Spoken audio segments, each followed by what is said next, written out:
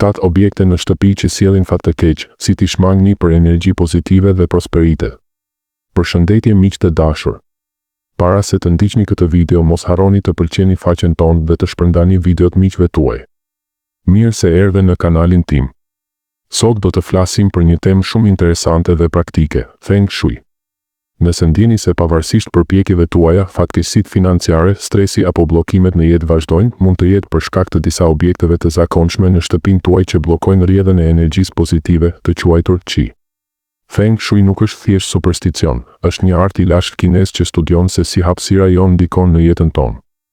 Energjia Qi duhet të rrjedhë lirshëm për të sjellë harmoni, prosperitet dhe shëndet. Por disa gjëra të përditshme krijojnë shat Qi, energji negative që na pengon. Në këtë video do të shpjegoj 7 objekte të zakonshme që sipas Feng Shui sjellin fat të keq, vështirësi financiare apo stagnim. Do të flas gjatë për secilën, pse ndodh kjo, shembuj nga jeta reale dhe zgjidhje praktike. Qëndroni deri në fund, sepse në fund do të jap këshilla bonus për të aktivizuar energjinë pozitive. Le të fillojmë. Pika 1. Rrjetat e merimangës. Le të fillojmë me pikën e parë, që është ndoshta më e zakonshmja në çdo shtëpi. Rrjetat e merimangës. Në Feng Shui, rrjetat e merimangës nuk janë thjesht papastërti.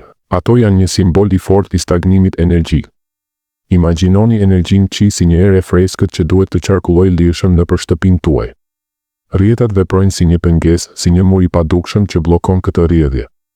Kjo krijon një energji të ngurtë, të rëndë, që na bën të ndihemi të bllokuar në jetën tonë të përditshme, qoftë në karrierë, ku nuk vijnë promovime apo ide të reja, në marrëdhënie, ku komunikimi ngec, apo edhe në financa, ku parat duken se ngelin dhe nuk qarkullojnë. Pse ndodh kjo? Sipas mësimeve të lashta të Feng Shui, merimangat ndërtojnë rrjeta për të kapur prenë, pra për të kapur diçka. Por në shtëpi, kjo simbolizon kapje të energjisë pozitive, Qia pozitive kapet dhe nuk arrin tek ne. Për më tepër, nga ana psikologjike, kur shohim rrjeta në qoshe, në vetdia jonë regjistron papastërti dhe neglizhencë, çka ul motivimin dhe krijon ndjenjë lodhjeje kronike. Kam dëgjuar shumë histori nga klientë ose miq që praktikojnë Feng Shui. Një grua më tregonte se për vite me radhë ndihej e bllokuar në punë, asnjë ngritje page, asnjë projekt i ri. Kur filloi të pastrojë rregullisht qoshet dhe tavanet, brenda pak muajsh mori një ofertë pune më të mirë. Ndoshta rastësi?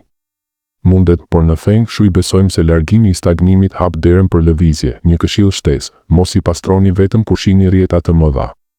Bëjeni zakon të përdorni një fshesë me shtyllë të gjatë çdo javë për qoshet e tavanit, pas mobiljeve dhe në bodrum apo garazh. Përdorni vajra esencial si limon ose eukalipt gjatë pastrimit për të shtuar energji freskuese. Dhe mbani mend, shtëpi pa rrjeta është shtëpi ku energjia rrjedh lirshëm dhe ju ndiheni më vital.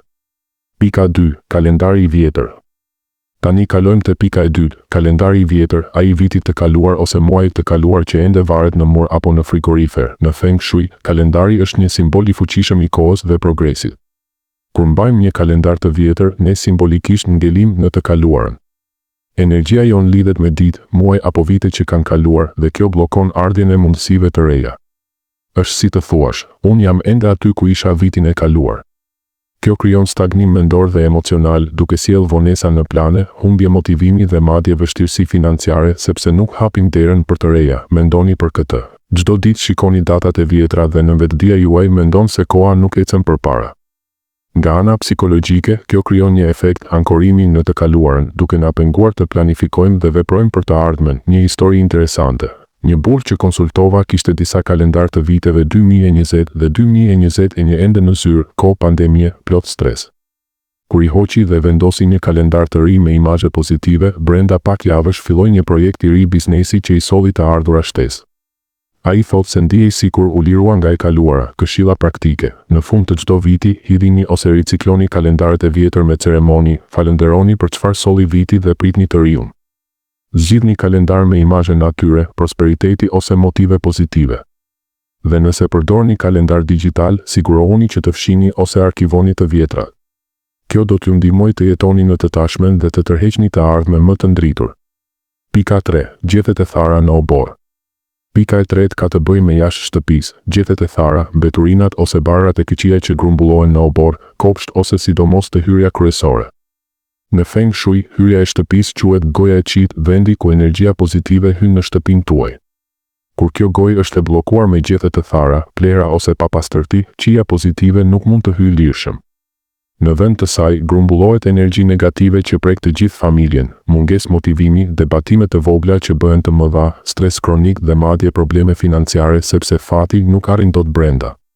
Gjethet e thara simbolizojnë diçka që ka vdekur dhe nuk është larguar, pra energji të vjetër, të kalbur që qëndron. Psikologjikisht, kur shohim hyrjen tonë të pisë çdo ditë, ndihemi të lodhur dhe të pashpresë. Kam një shembull personal, vitin e kaluar, pas vjeshtës, obori im ishte plot gjethe të thara për muaj. Ndihesha vazhdimisht i lodhur dhe familja kishte debate të vogla. Sa po pastruam gjithçka dhe mbjellëm disa lule pranë hyrjes, atmosfera ndryshoi, më shumë qeshje, më shumë energji dhe madje disa pagesa të papritura erdhën, zgjidhje të zgjeruar, pastroni hyrjen dhe oborin të paktën një herë në javë. Vendosni një fshesë pranë derës për ta bërë të lehtë. Shtoni elemente pozitive si një vazhd me lule të freskëta, drita të ndriqme ose një tapet mirëseardhjeje të pastër. Kjo do të tërheqë energji të mirë dhe do të ndjeni ndryshim të menjëhershëm në humorin e familjes. Pika 4. Çadra e hapur brenda shtëpisë. Pika e 4 është një gabim që shumë e bëjnë pa e ditur, tharja e çadrës duke e hapur brenda shtëpisë, sidomos në mes të dhomës, në traditën e Feng Shui dhe madje në disa kultura evropiane. Hapja e çadrës brenda konsiderohet si shkatërim i mbrojtjes natyrale të shtëpisë. Çadra simbolizon një mburojë nga shiu dhe fatkeqësitë. Kur e hapim brenda, thyejmë këtë mburojë dhe lëshojmë energji pozitive jashtë, duke bllokuar rrjedhën e fatit të mirë. Pse është kaq e rëndësishme? Sepse krijon një hapje të panevojshme në energjinë e shtëpisë, duke e bërë të ndjeshme ndaj ndikimeve negative. Disa thonë se sjell fat të keq të përgjithshëm, si debate apo humbje të vogla. Një histori qesharake. Një mike ime thante gjithmonë çadrat hapur në korridor sepse thahej më shpejt. Pas disa muajsh kishte vazhdimisht debate me bashkëshortin.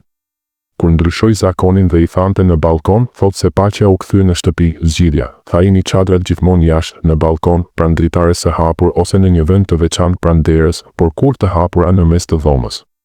Përdorni një stend tharseje të palodhshme nëse është e nevojshme. Është një ndryshim i vogël, por me ndikim të madh në mbrojtjen energjike të shtëpisë suaj. Pika 5. Fole bletësh pranë shtëpisë. Pika e 5 është më pak e zakonshme, por shumë e rëndësishme nëse ju ndodh. Fole bletësh ose gërzash pranë shtëpisë, sidomos pranë hyrjes kryesore. Në Feng Shui, folet e insekteve si bletët simbolizojnë kaos, agresion dhe paqëndrueshmëri. Bletët janë punëtore, por kur ndërtojnë fole pranë hyrjes, ato bllokojnë gojën e qit, energjia pozitive nuk hyn dot sepse ka kërcënim të vazhdueshëm. Kjo sjell tension në familje, ankth dhe madje probleme shëndetësore ose financiare. Arsyeja është simbolike, por edhe praktike. Një fole krijon frikë dhe stres çdo herë që dilni ose hyni.